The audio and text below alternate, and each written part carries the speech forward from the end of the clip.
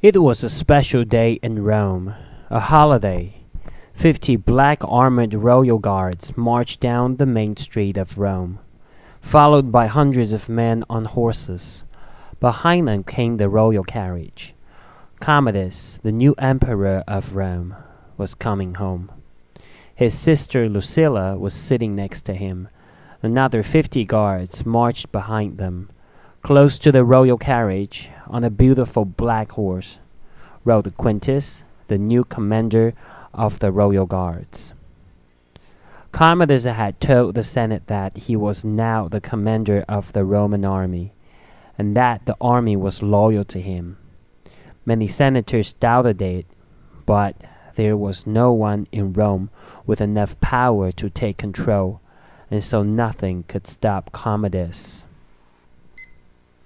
The people had been told that their new emperor would arrive in Rome on this date.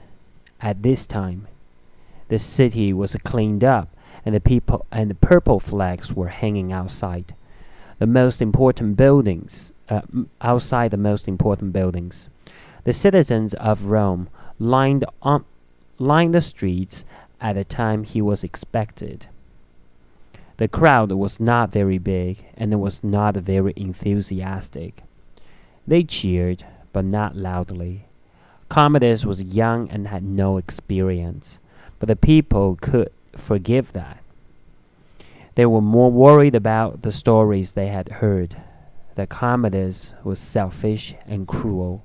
He was not his father, and they had loved Marcus Aurelius. Commodus had much work to do to make himself popular and win the support of the people.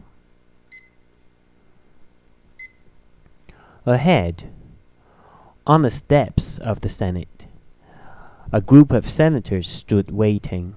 Varro, Gaius, and Gracchus were among them. Lucius, Lucilla's 80-year-old son, was standing with them. Senator Gracchus, a white-haired man in his 60s, was not happy about the new emperor. He is entering Rome like a hero, but what has he ever done? He said. Give him time, Gracchus, Varro answered. He's young. I think he could do very well. For Rome? Asked Gracchus. Or for you? Varro turned to Lucius. It's a proud day for all of us, isn't it? Lucius, he said. I'm sure Senator Gracchus never thought he'd live to see such a day. Lucius watched as the royal carriage came closer, then ran down the steps. When they arrived, he jumped up into his mother's arms, and she held him tight and kissed him. Commodus raised his arm in salute to the crowd, but he could see that the crowd was small and the cheering was only polite. Rome greets her new emperor, Varro said. Your loyal people are here to welcome you, sir. Thank you, Varro, replied Commodus, for bringing out the loyal people. I hope they weren't too expensive. He turned to Gracchus. Ah, Gracchus, he said, the friend of Rome. We're happy that you're home, Caesar, Gracchus said. Then he became more serious. There are many problems that need your attention. In the royal palace, Commodus was meeting with the senators. He was following his sister's advice and listening to them patiently. Senator Gracchus had a list of problems in the city. He was anxious that Commodus look at them without delay. And here are some suggestions from the Senate. Ideas for solving the problems, he said. Commodus walked around the room, losing interest. Lucilla listened carefully and watched her brother. Finally, Commodus could not listen any longer. You see, Gracchus, this is exactly the problem, he interrupted. My father spent too much time listening to the Senate, and the people were forgotten. The Senate is the people, Caesar, said Gracchus.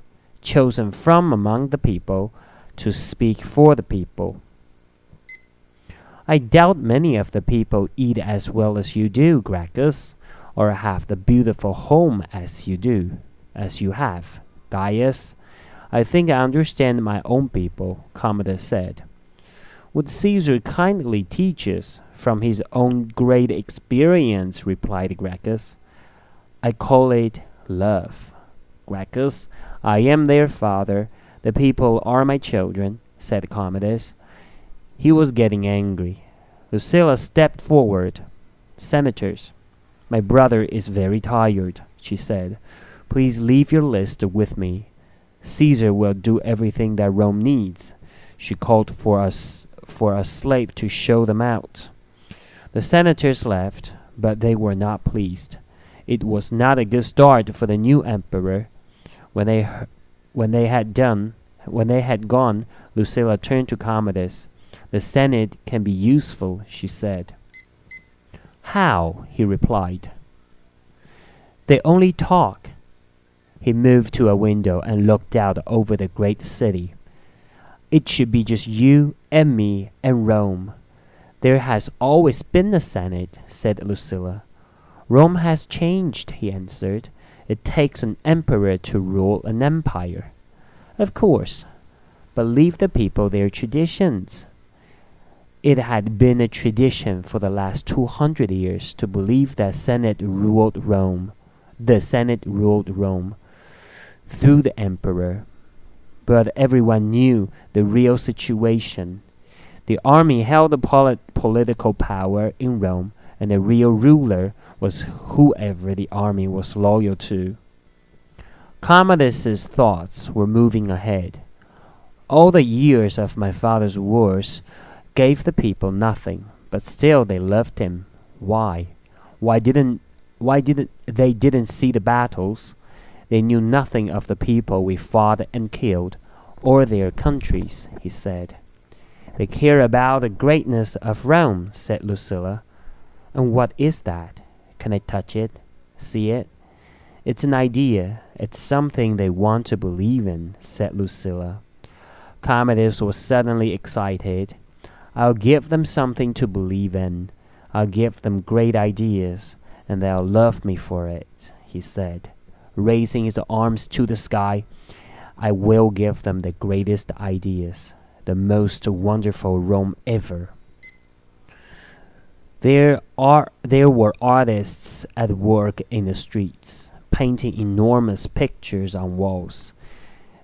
Their pictures showed scenes of gladiators and wild animals fighting, and the sand on the floors of the arenas was red with blood. Crowds stood and stared, watching as the pictures were completed. This was the start of the advertising for Commodus's new idea. Games, Gaius complained to Gracchus and a group of other senators as they joined them in a cafe. 150 days of games. The senators watched the wall painters working outside the cafe. He's smarter than I thought, said Gracchus quietly. Smart, said Gaius. All of Rome would laugh at him if they weren't so afraid of his guards. You can't really think that the people will forget Rome's problems and sit back to enjoy these games, he asked. It's completely mad. I think he knows what Rome is, Gracchus replied. He will give them magic, and then they'll have something else to think about. He will take their lives, and he will take their freedom. And still they will shout and cheer. He shook his head. Sadly, the beating heart of Rome isn't in the walls of the Senate. It's on the sand of the Colosseum. He will give them death, and they will love him for it. The other senators knew he was right. It was a lesson for history. But they did not know that Commodus was planning better and longer games than any emperor before him, and it was all for one reason. Commodus knew he had no choice. He and the Senate did not agree about anything, and he could not be certain of their support. So he had to look beyond the Senate and go straight to the people for his power. The games were the key. As Lucilla had said, the people must have their traditions, and he would not deny his citizens their traditional games.